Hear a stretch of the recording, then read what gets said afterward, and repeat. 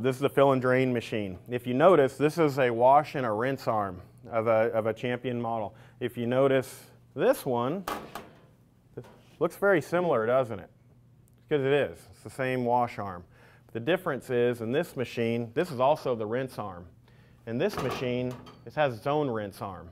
So when you're talking about, and this is the fill and drain, by the way, so this one, when it goes through the wash function and it evacuates the chamber, it goes through the rinse function and then evacuates the chamber again. All of that water is being routed through the single wash arm and rinse arm. When you get into a little bit finer productivity and you start talking about stem wear, and we talked about less spotting, the reason you get there is that the rinse water is routed completely separately than the wash water.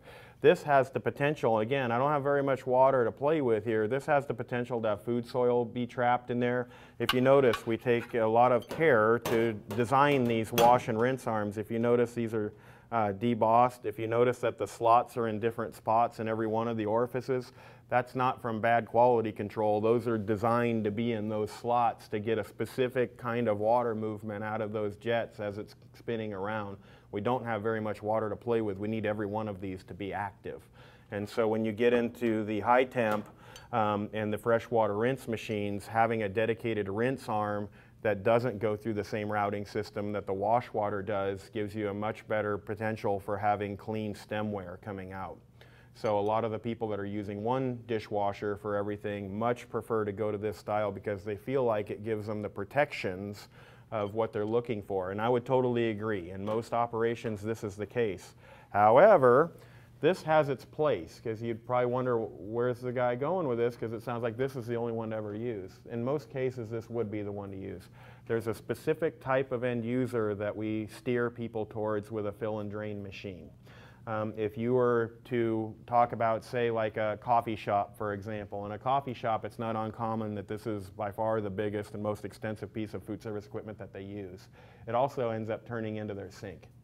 And again, dishwashers are not garbage disposers. They're not you know, collectors and all that, but they get treated like that. So whether somebody's dumping all of the coffee into a sink or more likely dumping it by a rack into the dishwasher, we have to deal with all of that material. And so when we're looking at those I don't want to say non-professional, because they're still professional, but not thoroughly involved in the full arena of food service, we worry about those end users and making sure that they're getting all that material out of here. Because again, if I'm holding water in the tank to become next cycle's water, and I still have cigarette butts and sand from daycare centers that wash toys in these machines and whatnot, we need all of that material out of the box.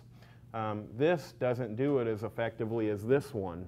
So for those, I would say, limited food service operations, office building, kitchenettes, coffee shops, small nursing homes that just don't have a bigger array of equipment, those are the kind of people that we would start off with this machine. Now they might end up over here because they might like Energy Star, they might like individual rinse, they might like some things about it, but we'll always start the conversation over here because this is really the machine that they should use.